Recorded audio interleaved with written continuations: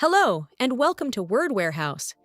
In today's lesson, we're going to learn a group of irregular verbs that all have the same form in the present simple, the past simple, and the past participle. These are some of the easiest irregular verbs to remember because they never change. Let's get started. The pattern. Cut, cut, cut. Put, put, put. Shut, shut, shut. Hit, hit, hit. Hurt, hurt, hurt. Let, let, let. Can you see the pattern? The infinitive, the past simple, and the past participle are exactly the same. Now, let's look at the meaning of each verb and some common examples. Cut means to divide or separate something with a sharp tool. I cut vegetables every evening. She cut her finger while cooking. I always cut my nails after a shower.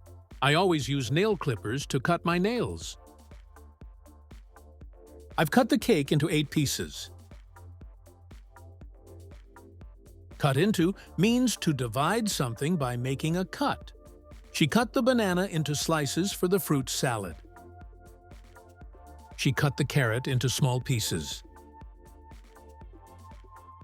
Put means to place something in a particular position. I always put my keys on the table. He put the books on the shelf. I've already put everything in the car.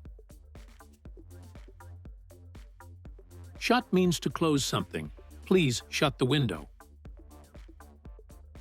She shut the door quietly. I've shut all the windows because it's cold. Hit means to strike someone or something. The ball hit the window. He hit the nail with a hammer. The driver wasn't paying attention and hit the skater in the car park. The strong man has hit the huge wheel with a hammer during training. Hurt means to cause pain or to feel pain. I hurt my back while lifting a heavy box. Be careful. You could hurt yourself. I've hurt my ankle playing football. Let means to allow someone to do something. My parents let me stay up late on Saturdays. She let me borrow her bike. Notice, let means allow, while borrow means take something that belongs to someone else and return it later. They've let us use their holiday house. She let me use her computer. My friend has let me use his parking space this weekend. Great job! You've just learned 6 common irregular verbs that all follow the same pattern.